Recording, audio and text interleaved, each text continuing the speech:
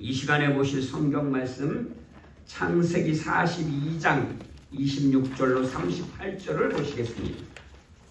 창세기 42장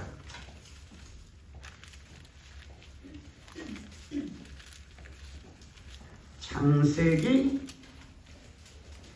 42장 26절로 38절 말씀까지 다 찾으셨으면 42장 26절부터 38절까지 26절부터 한 목소리로 봉독하십니다. 그들이 곡식을 나귀에 싣고 그곳을 떠났더니 한 사람이 여관에서 나귀에게 먹이를 주려고 자루를 풀고 본즉 그 돈이 자루 아귀에 있는지라 그가 그 형제에게 말하되 내 돈을 도로 넣었도다 보라 자루 속에 있도다. 이에 그들이 혼이 나서 떨며 서로 돌아보며 말하되 하나님이 어찌하여 이런 일을 우리에게 행하셨는가 하고 그들이 가나안 땅에 돌아와 그들의 아버지 야곱에게 이르러 그들이 당한 일을 자세히 알리어 아뢰되 그 땅의 주인인 그 사람이 엄하게 우리에게 말씀하고 우리를 그 땅에 대한 정탐꾼으로 여기기로 우리가 그에게 이르되 우리는 확실한 자들이요 정탐꾼이 아니니이다. 우리는 한 아버지 아들 12 형제로서 하나는 없어지고 막내는 오늘 우리 아버지와 함께 가나안 땅에 있나이다 하였더니 그 땅의 주인인 그 사람이 우리에게 이르되 내가 이같이 하여 너희가 확실한 자들임을 알리니 너희 형제 중에 하나를 내게 두고 양식을 가지고 가서 너희 집안의 굶주림을 구하고 너희 막내 아우를 내게로 데려오라. 그러면 너희가 정탐꾼이 아니오 확실한 자들임을 내가 알고 너희 형제를 너희에게 돌리리니 너희가 이 나라에서 무역하리라 하더이다 하고 각기 자루를 쏟고 본즉 각 사람의 돈뭉치가 그 자루 속에 있는지라 그들과 그들의 아버지가 돈뭉치를 보고 다 두려워하더니 그들의 아버지 야곱이 그들에게 이르되 너희가 나에게 내 자식들을 잃게 하도다. 요셉도 없어졌고 시므온도 없어졌거늘 베냐민을 또 빼앗아 가고자 하니 이는 다 나를 해롭게 함이로다. 루벤이 그의 아버지에게 말하여 이르되 내가 그를 아버지께로 데리고 오지 아니하거든 내 두 아들을 죽이소서 그를 내 손에 맡기소서 내가 그를 아버지께로 데리고 돌아오리이다. 야곱이 이르되 내 아들은 너희와 함께 내려가지 못하리니 그의 영은 죽고 그만 남았습니다. 만일 너희가 가는 길에서 재난이 그에게 미치면 너희가 내 흰 머리를 슬퍼하며 서울로 내려가게 함이 되리라. 아멘. 할렐루야.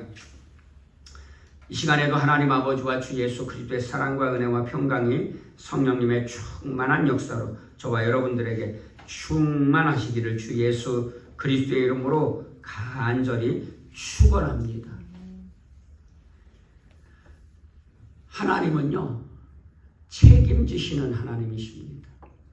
그래서 하나님은요 우리가 죄악 가운데에서 불행하게 살 때에 하나님께서는 우리를 그 죄악 가운데서 해방해 주시고 행복하게 살게 하시려고 하나님께서 약속하신 대로 하나님의 아들 독생자 예수님을 사람으로 이 땅에 보내셨습니다. 그리고 또 삼위일체 되시는 예수님도요 책임을 다하시는 예수님이십니다. 그래서 예수님께서는요 이 땅에 오셔서 십자가를 지러 오셔서요 하나님의 뜻을 순종해서 십자가에 우리의 죄를 대신 지시고 죽으시고 3일 만에 다시 살아나셔서 누구든지 예수님을 죄를 회개하고 예수님을 믿는 자들은요 죄악의 불행 가운데에서 해방되고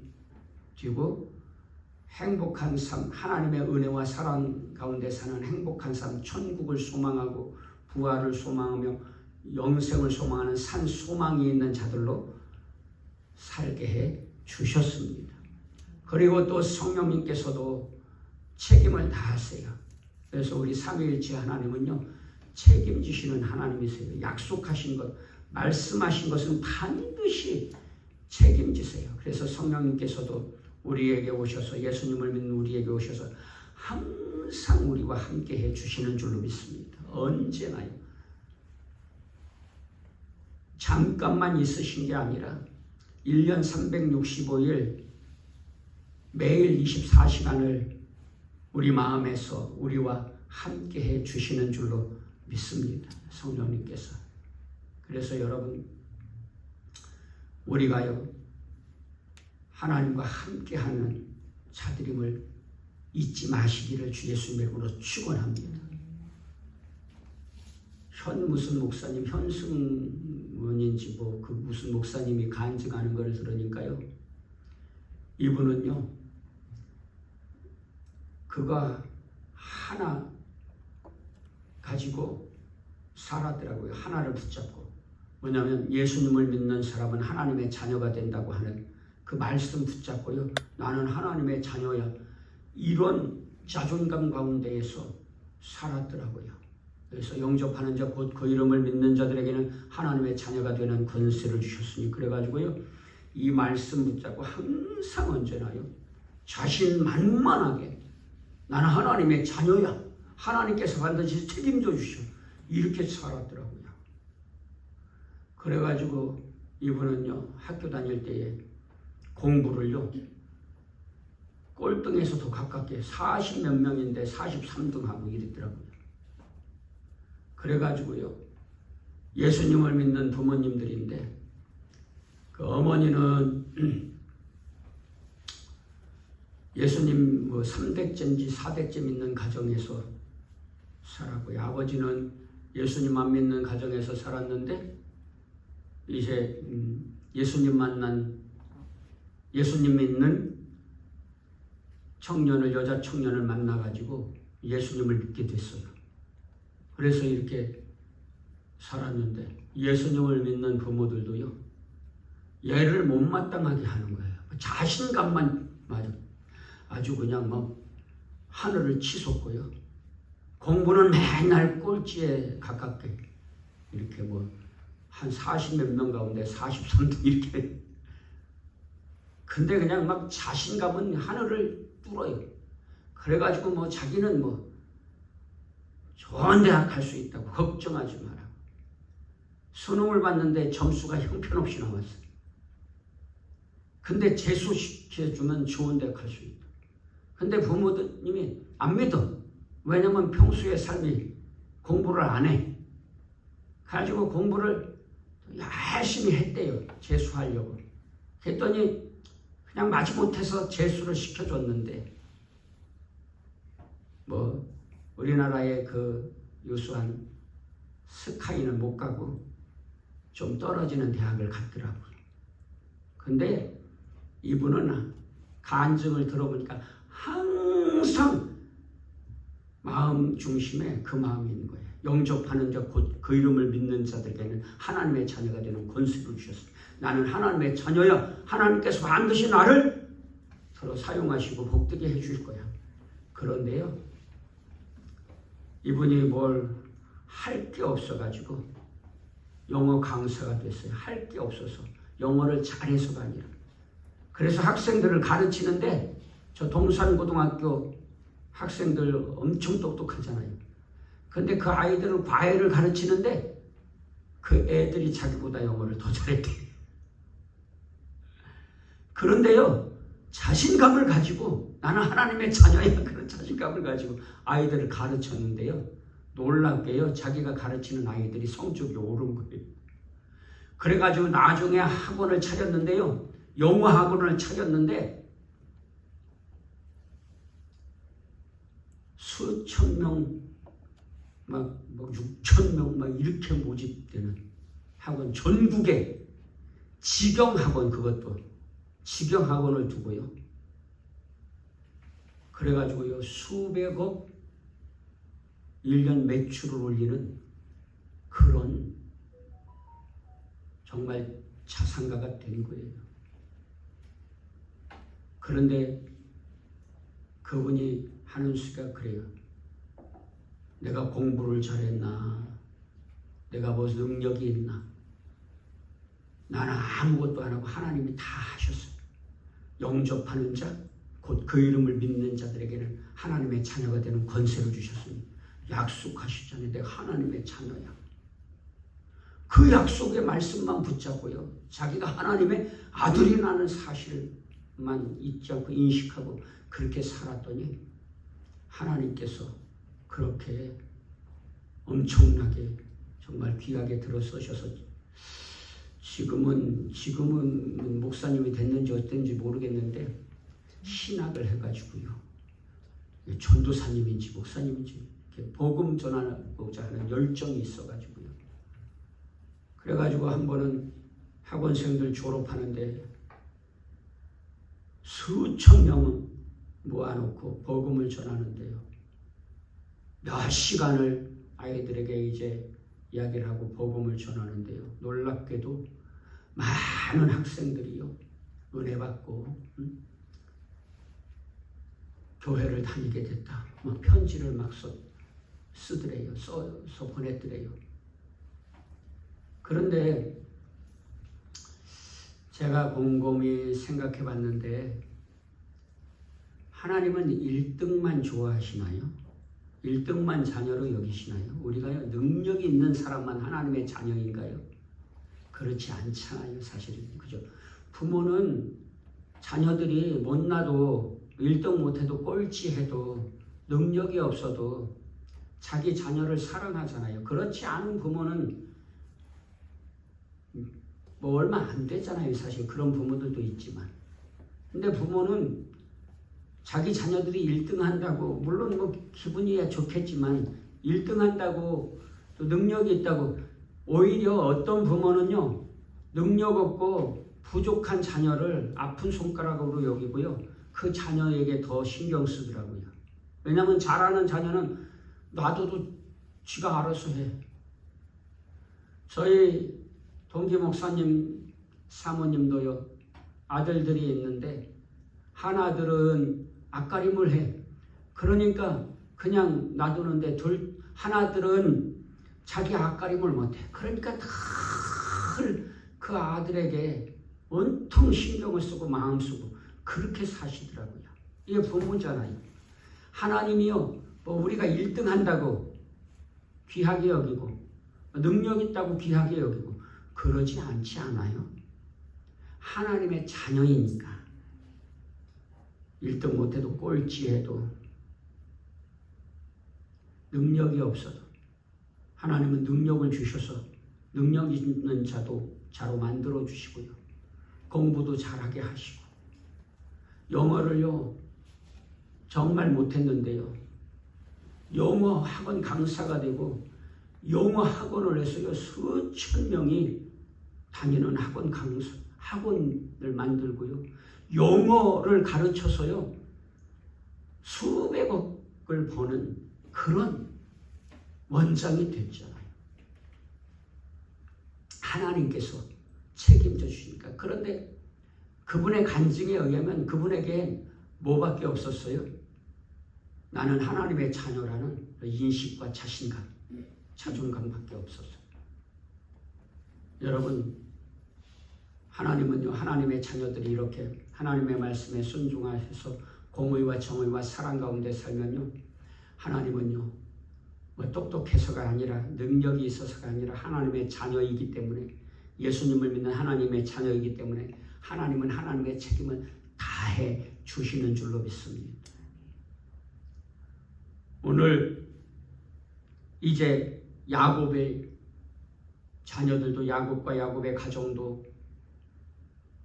7년 기근 동안에 너무나 이제 힘들었잖아요. 양식이 다 떨어져서 애굽을 보냈는데 자기의 동생인데 그 몰라본 거예요.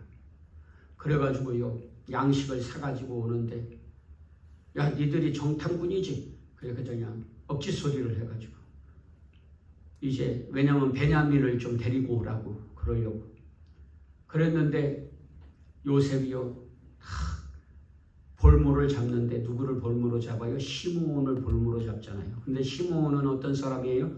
요셉을 애굽에 팔 때에 주도적인 역할을 한 사람이 시므온이잖아요. 그래서요 사람은요 심은 대로 받고 행한 대로 받게 되는 겁니다. 심은 대로 거두고요. 그래서요 시므온만 이제 감옥에 갇히게 됐는데, 물론 나중에는 또 뭐 요셉이 형이니까 감옥에 그냥 가둬두진 않았지만요, 어쨌든지 간에 그래서 돌아와서 양식 사가지고 간 양식이 다 떨어졌단 말이에요. 그런데 다시 양식을 사러 가야 되는데 베냐민을 데리고 가야 된단 말이에요. 근데 베냐민을 데리고 가야 하는데 야곱이요, 사랑하는 아들 요셉도 잃어버렸는데 베냐민도 잃어버리면 어떻게 돼요? 안 보내려고 그러니까 안 된다고. 애굽의 총리가 베냐민 꼭 데려오라고, 이런저런 사정이 있었다고. 그래가지고요, 안 된다고 하니까 르우벤이, 오늘은 르우벤이 그러잖아요. 제가 책임지겠습니다. 베냐민 꼭 데리고 돌아오겠습니다. 그래도 야곱이 미적거리니까요, 유다가 나중에 보면 유다가 그러잖아요. 아버지, 베냐민 같이 가게 해주세요. 안 그러면 우리 굶어 죽습니다. 만약에 베냐민의 생명을 잃어버리게 한다든가, 베냐민을 잃어버리고 돌아오면요, 제가 대신 죽고 제 자식들이 대신 제 자식들을 죽이겠습니다. 제가 책임지겠습니다. 그래가지고 야곱도 생각해 보니까요, 굶어 죽을 수밖에 없는 형편이잖아요. 양식을 안 사오면. 그래가지고 야곱이 결국은요, 베냐민을 이렇게 보내게 됩니다. 그래서 이제 베냐민과 함께 야곱의 아들들이 다시 양식을 사러 가가지고 이런저런 사정 가운데 요셉이 이제 자기가 동생인 것을 밝히고 제외를 하지 않습니까? 그럴 때에 나중에 보면 야곱이 이제 죽을 때에 유언과 죽을 때에 축복을 하고 죽는데 유다에게 이런 축복을 하고 죽어요. 유다야, 49장 8절에 보면 유다야, 너는 내 형제의 찬송이 될지라. 내 손이 내 원수의 목을 잡을 것이요 내 아버지의 아들들이 내 앞에 절하리로다. 유다는 사자 새끼로다. 내 아들아, 너는 움킨 것을 찢고 올라가도다. 그가 엎드리고 웅크림이 숫사자 같고 암사자 같으니 누가 그를 범할 수 있으랴. 그가 유다를 떠나지 아니하며 통치자의 지팡이가 그 발 사이에서 떠나지 아니하기를 실로가 오시기까지 이르리니 그에게 모든 백성이 복종하리로다. 그러면서요, 유다를 축복하고 이렇게 유언으로 남기고 죽습니다. 그러면서 유다가, 야, 너는 사자 같은 사람, 강한 사람 될 거야. 다른 사람을 지배하는 그런, 사자는요 동물의 왕이잖아요. 그러면서 유다, 너의 자손들이 왕이 되고 통치자가 될 거야. 그래서 유다는 어떤 사람이었어요? 이제 가족의 위기 가운데 있을 때에 양식을 사러 갈 때에 그러잖아요. 아무도 아버지한테 그런 말을 못해요. 아버지가 나이 많아가지고 또 뭐 놀래서 심장마비라도 걸릴까봐 그랬는지, 아니면 또 책임을 지고 싶지 않아서 그랬는지, 베냐민 내가 책임지고 데리고 오겠습니다 이렇게 말하지 않는데 유다가 그러잖아요. 아버지, 내가 헌신하고 희생하겠습니다. 베냐민 보내주세요. 그래야 우리 다 삽니다. 그래가지고요, 결국은요, 야곱도 베냐민을 함께 보내게 되잖아요. 이럴 때에 유다는 위대한 민족의, 유다의 후손들이 민족의 지도자가 되고, 유다와 요셉의 가문에서요 메시아가 탄생하지 않습니까? 만왕의 왕 되신 주님이 탄생하셔서 이 예언이, 이 축복이 이루어지지 않습니까? 그래서 예수님, 만왕의 왕 되신 예수님이 탄생하셨어요. 사랑하는 여러분, 오늘 저와 여러분들도요, 우리 가정의 공동체라든가 교회 공동체가 위기를 만났을 때에 희생하고 헌신하고 책임지려는 사람들 되시기를 주 예수 그리스도 이름으로 간절히 축원합니다. 우리는요 대부분 그렇지 않잖아요. 희생하고 헌신하는 거 꺼려하고요, 책임지는 거 꺼려해요. 왜냐하면 책임에는 희생과 헌신이 따르니까. 누가 희생하고 누가 헌신하고 싶겠어요? 손해보는 일을 하고 싶지 않잖아요. 어려움 겪는 일을 사서 하고 싶지 않잖아요. 그래서 교회 공동체가 위기를 만났다든가 어려움이 있을 때, 여러분, 내가 책임지겠습니다. 내가 교회를 위해서, 하나님의 날 교회를 위해서 희생하고 헌신하며 내가 책임지겠습니다. 그런 믿음의 사람들 되셔서 유다와 같은 복을 누리실 수 있기를 주 예수님 이름으로 축원합니다. 그런데 보편적으로 그렇게 하지 않아요. 어떤 이스라엘 백성들, 장로들, 대제사장들, 종교 지도자들이라고 하는 사람들은요, 오히려 이렇게 말해요. 예수님을 십자가에 못 박아 죽이세요. 그 저주는요, 우리가 받을 때 이런 헛소리나 해야 돼요. 감당하지도 못하면서. 여러분, 이런 무책임한 말은요, 믿음의 사람들이 함부로 남발해서는 안 될 줄로 믿습니다. 내가 저주 받을 거예요. 이런 소리는 예수님을 십자가에 못 박아 죽이고 그 책임은 내가 질게.